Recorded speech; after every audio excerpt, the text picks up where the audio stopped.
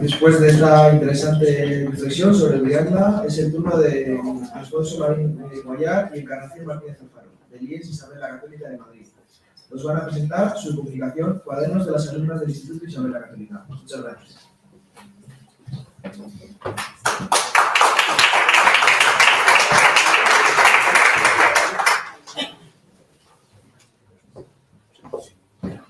Bueno, pues buenos días a todos. Estoy encantada de volver a estar con vosotros en estas jornadas. Quiero dar las gracias a la organización del Instituto por la buena marcha de estas jornadas en todos los aspectos y a vosotros por estar aquí presentes. El Instituto Isabel la Católica tiene actualmente dos proyectos de recuperación del patrimonio nuevos: el Laboratorio Histórico de Física y el Museo del Instituto Isabel la Católica. Eso no quiere decir que hayamos abandonado el trabajo de recuperación del patrimonio del Instituto Escuela que veníamos haciendo hasta ahora. Seguimos con los trabajos de conservación, restauración y difusión, junto con la atención a investigadores que realizamos, pues nos han permitido obtener en otoño del año pasado el Premio Liber 2022 que concede la Federación Nacional de Editores en una feria internacional que se celebra anualmente de manera alternativa en Madrid y Barcelona. Este año nos tocó en Barcelona recibirlo. Bueno, pero la comunicación que presentamos es sobre el Instituto Isabel la Católica y concretamente sobre los cuadernos escolares. En 1939 nació el Instituto Isabel la Católica ocupando el espacio, el edificio que había sido de la sección Retiro del Instituto Escuela, desaparecido durante el franquismo. Las únicas modificaciones que sufrió fue instalar una capilla en este espacio, que es donde ahora estamos montando el museo, y el busto de Isabel la Católica.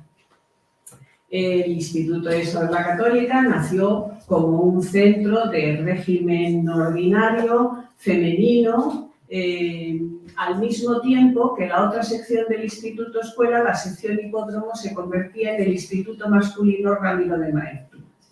Poco después, a principios de los años 40, ambos centros fueron declarados centros experimentales dependientes del Consejo Superior de Investigaciones Científicas. Y esta condición la mantuvo el Instituto Isabel la Católica hasta 1978.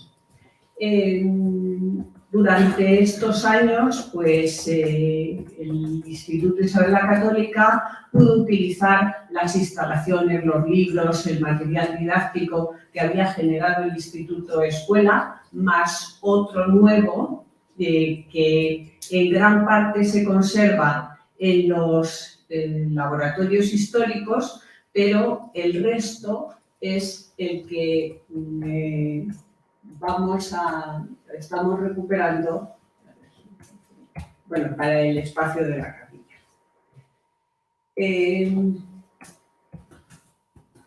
Este es el espacio de la capilla y ahí están en primer término, como veis, parte de los cuadernos de las antiguas alumnas. El periodo que hemos acotado para este museo es de 1939 hasta 1978, cuando el Instituto Isabel la Católica deja de tener la condición de centro experimental, es decir, que abarca la época del franquismo. Lo que contiene este espacio, pues son, aparte de los elementos religiosos, que son muy propios de la época, pues son libros, carteles, discos, material científico y tecnológico, indumentaria de teatro y religiosa que se conservaban en el instituto, más los cuadernos, fotografías, folletos de actividades diferentes que nos han aportado las alumnas las antiguas alumnas. La relación con las antiguas alumnas la hemos establecido a través de las visitas guiadas que venimos realizando desde 2007. Y las donaciones de material nos las han empezado a dar ahora, que es cuando hemos iniciado el montaje del museo. Bueno, pues estos cuadernos, por cierto, lo mismo que el restante material hasta 1958, nos lo va a catalogar ahora la Biblioteca Regional a través para que forme parte del catálogo colectivo del patrimonio bibliográfico. El del Instituto Escuela ya lo teníamos, pero este también, porque de esa manera puede estar el material a disposición del instituto para su estudio, difusión, uso didáctico, pero también a disposición de otros investigadores que estén interesados en estudiar este periodo educativo del franquismo. Bueno, pues en el franquismo, el Instituto Isabel la Católica dejó de tener las circunstancias que había tenido académicas, las que había tenido en la época del Instituto Escuela. Pasó a ser un centro educativo en el que primaban el nacionalcatolicismo y el tradicionalismo, igual que en los restantes institutos de la época. Y, bueno, pues una de esas señas de identidad del franquismo, de la educación del franquismo, fue relegar a la mujer a la condición de madre y ama de casa, en consonancia con la desigualdad legal entre hombres y mujeres que se había producido. De la educación de las mujeres, en ese papel de amas de casa, se encargó la sección femenina y a través de las escuelas de hogar. Estas escuelas de hogar estaban compuestas por una serie de profesoras que eran, su titulación era ser de la sección femenina, precisamente. Y a las chicas les enseñaban, pues, entre otras cosas, estas labores del hogar. Aquí tenemos un álbum de labores, bueno, una parte de un álbum de labores, que todas hemos hecho, por cierto. Y aquí tenemos un cuaderno de corte y confección de sexto curso. Era fundamental para las mujeres saber coser, para formarse como amas de casa, pero por otra parte también a través de esto se desarrollaba el sentido de la observación, la precisión, la coordinación entre la mente y la mano, una serie de valores educativos en los que a lo mejor ellos no estaban pensando. Bueno, cuadernos de cocina hemos recibido 3 por lo menos, y las alumnas que nos los han donado dicen que, bueno, las clases les resultaban atractivas y que luego les han sido de una gran utilidad posterior. De hecho, una de ellas, Julia Sequí Navarro, publicó en 2005 un libro titulado Vivencias y recetas a partir de estas recetas que había aprendido en el instituto.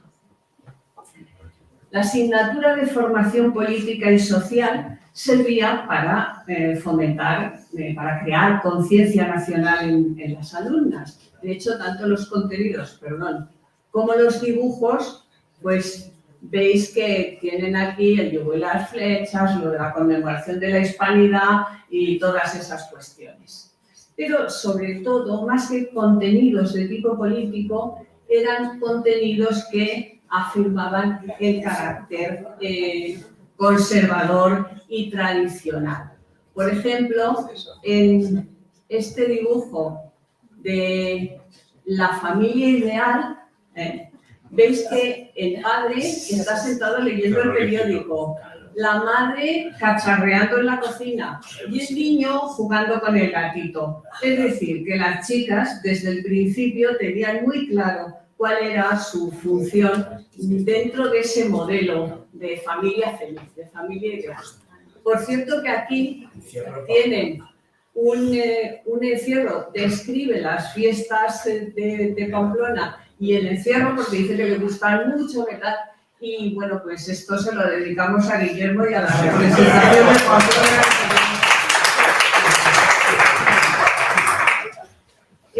Las las profesoras de hogar se encargaban también de las materias de música. No sabemos la titulación que tendrían, porque tampoco en los cuadernos se traduce mucho, pues, cómo era la formación que daban realmente. Tenemos aquí un fragmento de un libro de música que, como veis, tiene el sello de la escuela de hogar, que tenía, por supuesto, el yugo y las flechas. Y otra asignatura que daban estas profesoras de la escuela de hogar era la gimnasia. No tenemos cuadernos, por supuesto, de esta asignatura, que servía para dar buena formación física a las alumnas y también para propiciar la disciplina y el autocontrol. Pero a través de las fotografías lo que se puede ver es cómo se utilizaban los espacios alrededor, los campos deportivos que había alrededor del instituto, de la destreza que tenían las alumnas desde pequeñas en esos ejercicios y la indumentaria, los famosos pololos que llevábamos debajo de las falditas. Bueno, pero el Instituto Isabel la Católica no solo le dio a las alumnas una buena formación para convertirlas en amas de casa, sino que además les proporcionó una sólida educación humanística, científica y artística que les permitió profesionalmente, les permitió después incorporarse a la universidad y desarrollar una vida laboral. Los profesores de estas materias muchas veces fueron profesionales muy reconocidos, como por ejemplo el profesor de lengua José Montero Alonso.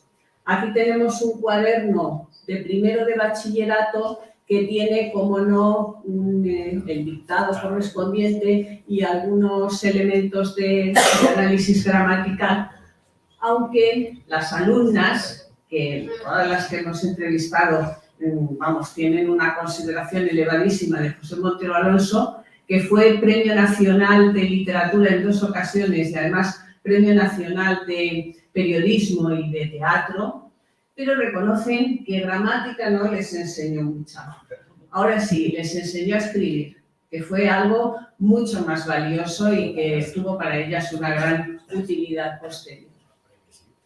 Las lenguas clásicas tuvieron un gran peso en los planes de estudios de la época, tanto en el del 38 como en el del 53. Y aquí tenemos este cuaderno de griego del curso preuniversitario en el que se ve con contenidos de gramática, en el que se puede apreciar, como veis, una gran claridad y una perfecta organización de los contenidos. Y el profesor en este caso fue Julio Calonge, que además de dedicarse a la docencia fue también traductor, lingüista y uno de los fundadores en 1945 de la editorial Gregos, en la que se encargó de la Biblioteca de Estudios Clásicos.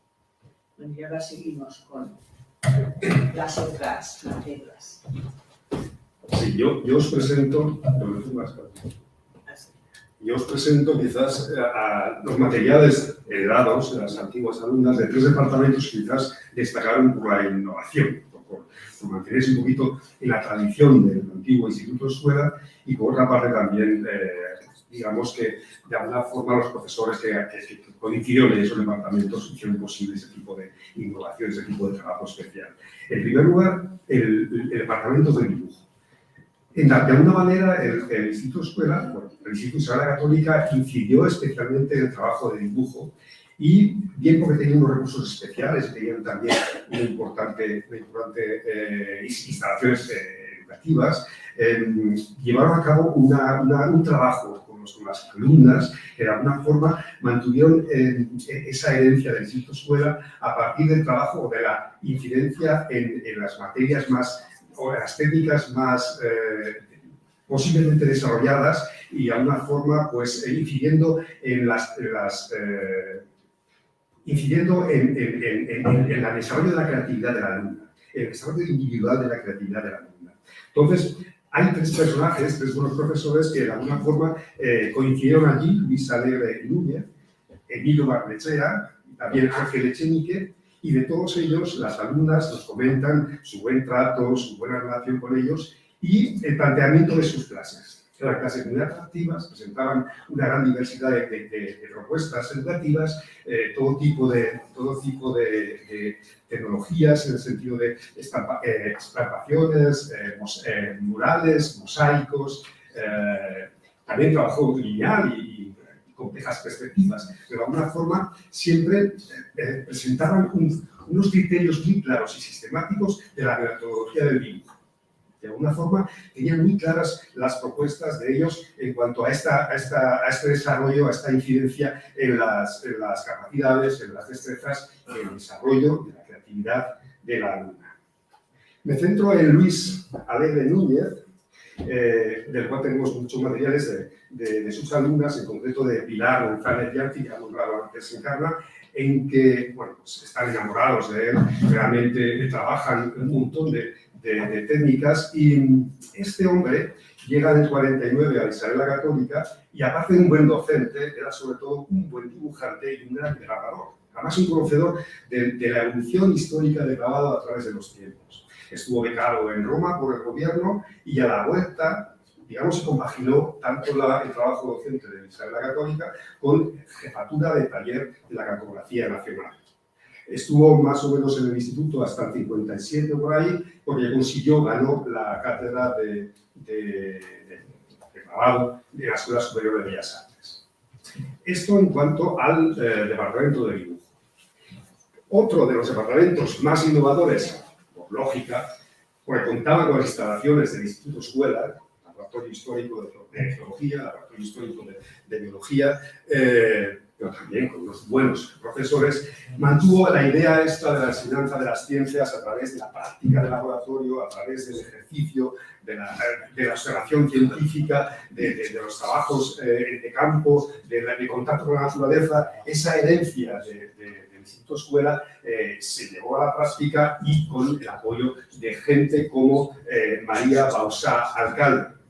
María Bausá Alcalde fue catedrática de ciencias, becada en el CSIC durante un tiempo, y en el 42 ya aparece en Isabel la Católica como agregada. Posteriormente consiguió la plaza de catedrática, y bueno, esta mujer sobre todo fue una insigne micóloga, ¿no? Y también compaginó la docencia con el trabajo en el Real Jardín Botánico de Madrid, dependiente del Consejo Superior de Investigaciones Científicas.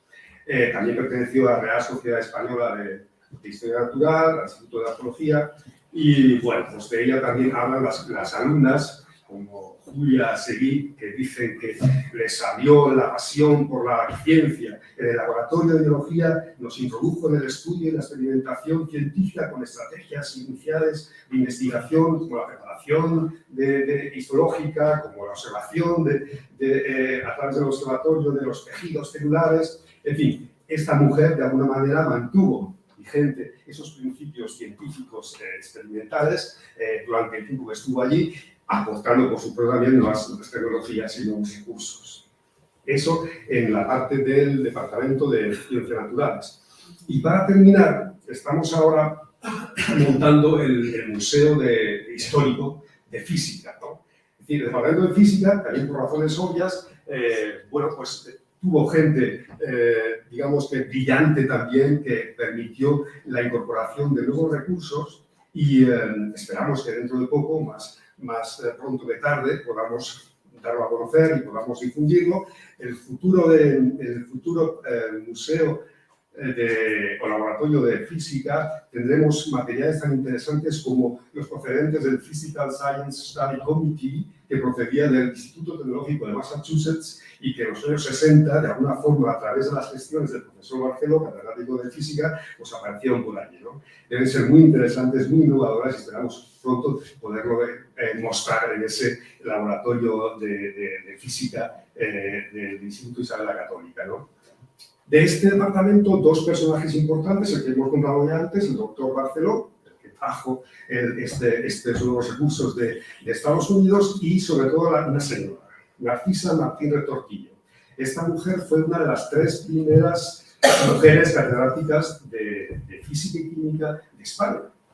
Y a los años 30 se licenció, posteriormente se doctoró, Y en 1939 ya estaba en Isabel la Católica, llegó a ser incluso jefa de estudios, ¿no? Esta mujer trabajó también en el Consejo Superior de Investigaciones Científicas y fue sobre todo un referente femenino en el mundo de la ciencia. En esos años, como decía Encarna, pues la mujer tenía muy restringidas sus posibilidades de desarrollo académico científico, ¿no? De ella, una alumna, Juana Bellanato, nos comenta que la vio de alguna forma las perspectivas de profesionales en el mundo de la ciencia. Juana, de hecho, fue, no sé, todavía vive, ¿verdad? Sí. Sí. Esta señora fue una evidente y es una evidente científica o investigadora del Instituto de Óptica del Consejo Superior de Investigaciones Científicas. Tiene un maravilloso recuerdo, reconoce la labor del profesor Barceló, reconoce las tareas y los trabajos que presentaban con la señora Martín Retorquillo y reconoce que si hizo lo que hizo después es porque de alguna forma le condicionó la orientación profesional de su vida. Y tenemos algunos cuadernos de ella, algunos cuadernos de ciencias, y desde luego destaca la claridad de las explicaciones, la limpieza de los dibujos, la lógica de los procedimientos, de las demostraciones, y algo muy interesante, una vez más, la sombra del instituto de escuela, el cuaderno como centro del trabajo escolar de las alumnas, ¿no? Y con esto es lo que tenemos en cuanto al legado que nuestras alumnas del Instituto Isabel la Católica nos van donando generosamente y con los cuales podemos hacer, pues, de alguna forma el futuro museo de Isabel la Católica, 1939-1978. Reitero mi agradecimiento al Instituto Machado por estas maravillosas jornadas y ha estado muy bien y lo he pasado muy bien además. Muchas gracias.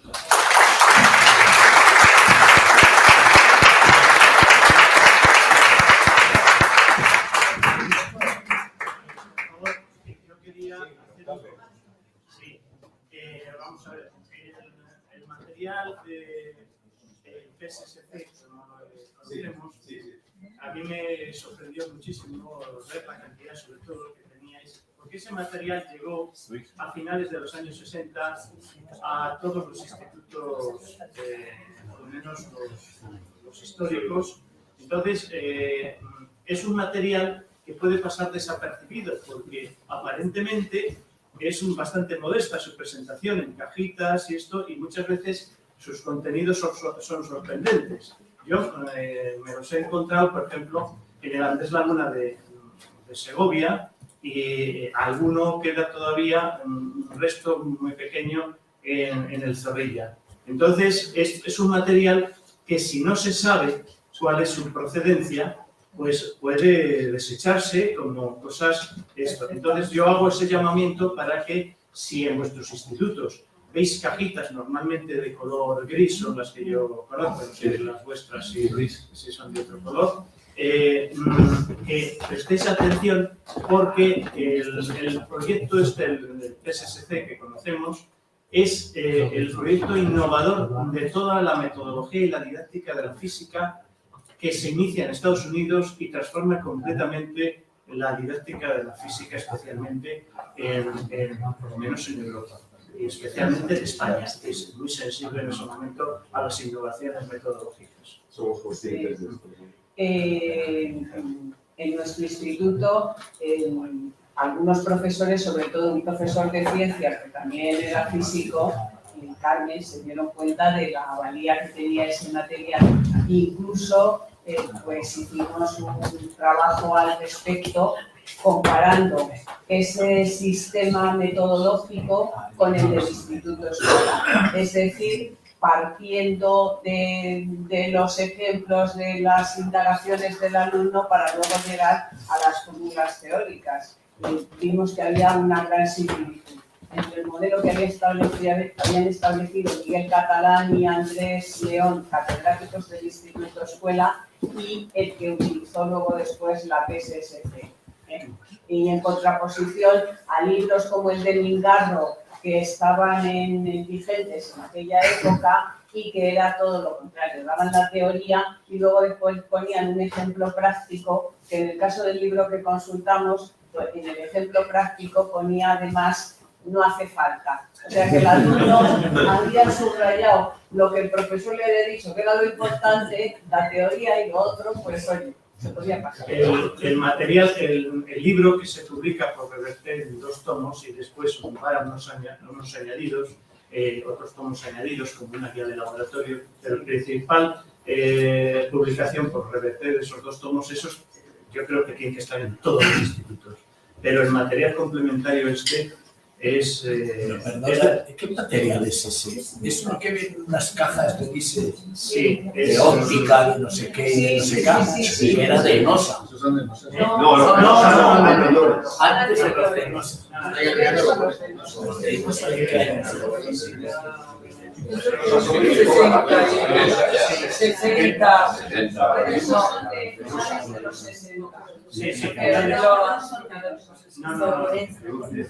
Esto parte de un concepto que en algunos proyectos se está utilizando mucho de física en casa o de experimentación con materiales muy sencillos. Yo solamente recuerdo una cajita pequeña que ponía experimento para calcular la velocidad de la luz. Era una caja Y no,